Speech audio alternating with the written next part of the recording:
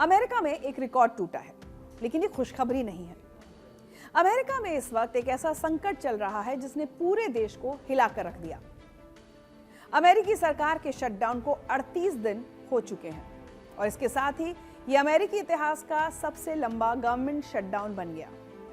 पहले का रिकॉर्ड भी डोनाल्ड ट्रंप के ही नाम था, जब उनके पहले टर्म के दौरान 2018-19 में 35 दिनों का शटडाउन हुआ था। लेकिन अब ट्रंप ने अपना ही रिकॉर्ड तोड़ दिया है। कांग्रेशनल बजट ऑफिस की रिपोर्ट बताती है कि इस शटडाउन से अब तक लगभग 62,000 करोड़ रुपए का नुकसान हो चुका है। शटडाउन जब 4 हफ्ते पार कर गया तो जीडीपी पर 62,000 करोड़ रुपए का असर पड़ा है। अगर ये 6 हफ्ते तक चलता है तो नुकसान 97,515 करोड़ रुपए तक पहुंच सकता है।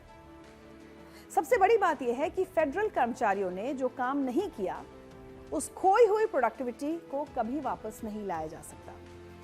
ये एक परमानेंट नुकसान है अमेरिकी इकोनॉमी के लिए। लगभग 6,70,000 फेडरल कर्मचारियों को फरलो कर दिया गया है, यानी बिना वेतन के घर भेज दिया गया है। साथ ही करीब 7,30,000 कर्मचारी बिना तनख्वाह के काम कर रहे हैं। 13 लाख सैन्य कर्मियों और 7,50,000 नेशनल गार्ड्स और रिजर्व के जवानों को भी बिना वेतन के सेवा देनी पड़ रही है। 24 अक्टूबर को पहली बार इन कर्मचारियों को जीरो पेमेंट मिली। उनके अकाउंट में 1 रुपया भी नहीं आया। सबसे दिल दुखाने वाली बात यह है कि 4 करोड़ से ज्यादा अमेरिकन्स की फूड सप्लाई रुक गई है। SNAP यानी सप्लीमेंटल न्यूट्रिशन असिस्टेंस प्रोग्राम, जिसे फूड स्टैम्प्स भी कहते हैं, उससे 4 करोड़ से ज्यादा अमेरिकी नागरिकों को मदद मिलती है, जिनमें 1 करोड़ 60 लाख बच्चे और 80 लाख बुजुर्ग शामिल हैं। ट्रंप एडमिनिस्ट्रेशन ने कहा कि वो नवंबर के लिए SNAP बेनिफिट्स नहीं देगा क्योंकि सरकार के पास पैसा नहीं है। एग्रीकल्चर डिपार्टमेंट ने डेमोक्रेट्स को दोष देते हुए लिखा कि इसके लिए सेनेट डेमोक्रेट्स जिम्मेदार हैं। वीकेंड में न्यूयॉर्क और मैसाचुसेट्स के फूड बैंक्स के सामने लंबी लंबी कतारें लग गईं। लोग अपने परिवारों के लिए खाना जुटाने के लिए घंटों लाइन में खड़े रहे। सेनेट लीडर चक शूमर ने सेनेट फ्लोर पर भावुक होकर कहा कि लोग फूड बैंक्स में भीड़ लगा रहे हैं, हैलोवीन ट्रीट्स की जगह ग्रोसरी बांट रहे हैं और टीचर्स अपनी जेब से पैसे खर्च कर अपने स्टूडेंट्स के लिए एक्स्ट्रा खाना ला रहे हैं। जब हालात बेकाबू होने लगे तो 25 राज्यों ने मिलकर ट्रंप प्रशासन के खिलाफ मुकदमा दायर कर दिया।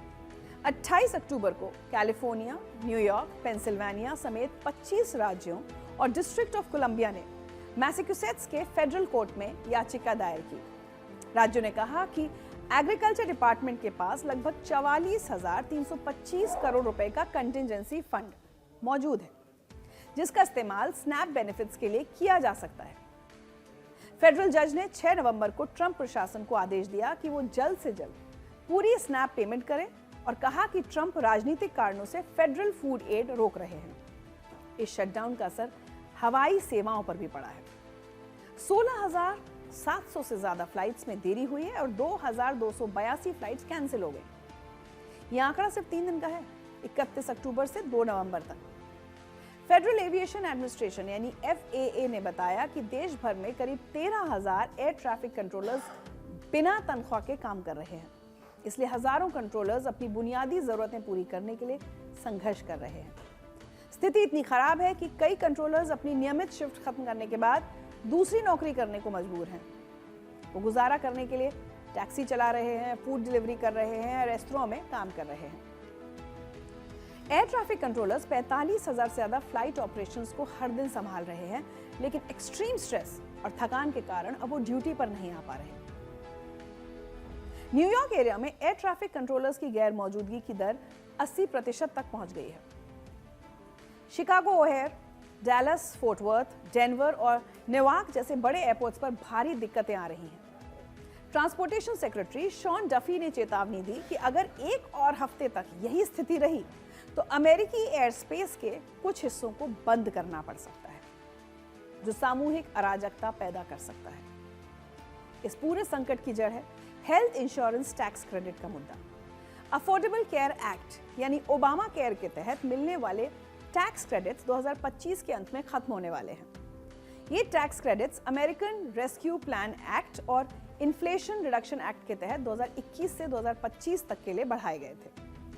अगर इन्हें एक्सटेंड नहीं किया गया तो लाखों अमेरिकन अपनी हेल्थ इंश्योरेंस का खर्च नहीं उठा पाएंगे और उनके प्रीमियम में भारी बढ़ोतरी हो जाएगी। डेमोक्रेटिक सेनेटर्स ने साफ कह दिया है कि वो किसी भी ऐसे फंडिंग बिल का समर्थन नहीं करेंगे जिसमें इन टैक्स क्रेडिट्स का विस्तार शामिल ना हो।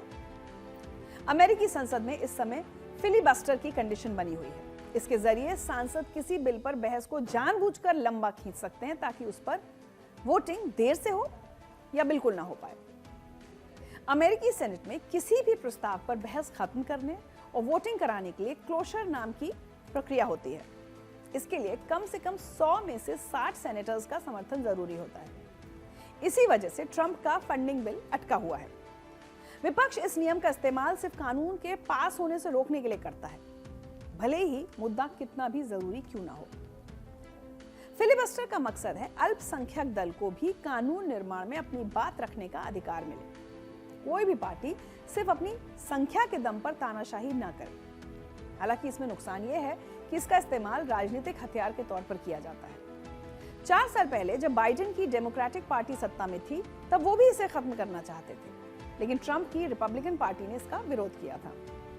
ये ट्रंप के कार्यकाल का तीसरा शटडाउन है और 2 सबसे लंबे शटडाउन्स उन्हीं के नाम है।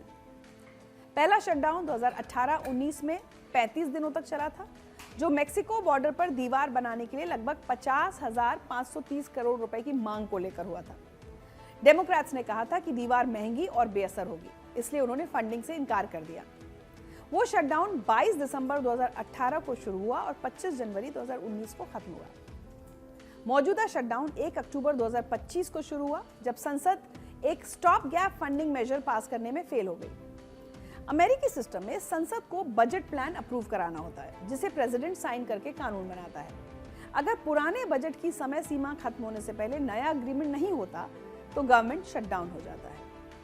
अभी रिपब्लिकन्स के पास संसद के दोनों सदनों में बहुमत है, लेकिन उनके पास अपना स्पेंडिंग प्रपोजल आगे बढ़ाने के लिए जरूरी 60 वोट नहीं है। अमेरिका में हुए कुछ पुराने शटडाउन के बारे में अब आपको बताती हूँ। 1995-96 का क्लिंटन गिंगरिच शटडाउन, ये 21 दिनों तक चला और उस समय का सबसे लंबा शटडाउन था। प्रेसिडेंट बिल क्लिंटन और हाउस स्पीकर न्यूट गिंगरिच के बीच बजट को लेकर टकराव हुआ। रिपब्लिकन्स ने 40 साल में पहली बार 1995 में हाउस का कंट्रोल लिया था, जिसे रिपब्लिकन रेवोल्यूशन कहा गया। एक मजेदार कहानी यह भी है कि गिंगरिच की नाराजगी और शटडाउन की वजह यह भी थी कि एयरफोर्स 1 पर एक बार क्लिंटन ने गिंगरिच को पीछे की तरफ बिठा दिया और क्लिंटन ने हवाई यात्रा के दौरान उनसे बात नहीं की, तो नाराज गिंगरिच ने शटडाउन करा दिया। इसके बाद एक अखबार ने उन्हें डायपर पहने बच्चे की तरह कवर पर दिखाया और लिखा क्राई बेबी। 2013 का ओबामा केयर शटडाउन, ये 16 दिन तक चला और इतिहास का चौथा सबसे लंबा शटडाउन बना। रिपब्लिकन्स ने टेड क्रूज और कंजर्वेटिव ग्रुप्स के उकसाने पर अफोर्डेबल केयर एक्ट को डीले या डिफंड करने की कोशिश की, लेकिन डेमोक्रेटिक सेनेट ने हाउस के हर प्रस्ताव को ब्लॉक कर दिया। 16 अक्टूबर को रिपब्लिकन्स को हार माननी पड़ी और ओबामा केयर में कोई बदलाव नहीं हुआ। तो यह है अमेरिका का वो चेहरा जो दुनिया को दिखाई नहीं देता। दुनिया की सबसे बड़ी इकोनॉमी, सबसे ताकतवर देश, डेमोक्रेसी का झंडा बरदार, लेकिन आज वहां के लाखों कर्मचारी बिना तनख्वाह के काम कर रहे हैं। 4 करोड़ लोगों के खाने का इंतजाम नहीं है। एयर ट्रैफिक कंट्रोलर्स टैक्सी चला रहे हैं और फूड बैंक्स के बाहर लंबी लंबी कतारें लगी हैं। राजनीतिक अड़ियलपन की कीमत आम लोग चुका रहे हैं। फिलिबस्टर जैसे नियम जो डेमोक्रेसी की रक्षा के लिए बनाए गए थे, आज राजनीतिक हथियार बन गए। और सबसे बड़ा सवाल यह है कि जब सत्ता में बैठे लोगों को अपने नागरिकों से ज्यादा अपनी कुर्सी और अहंकार की परवाह है, तो ऐसा लोकतंत्र किस काम का? अमेरिका का यह संकट दुनिया के हर देश के लिए एक सबक है।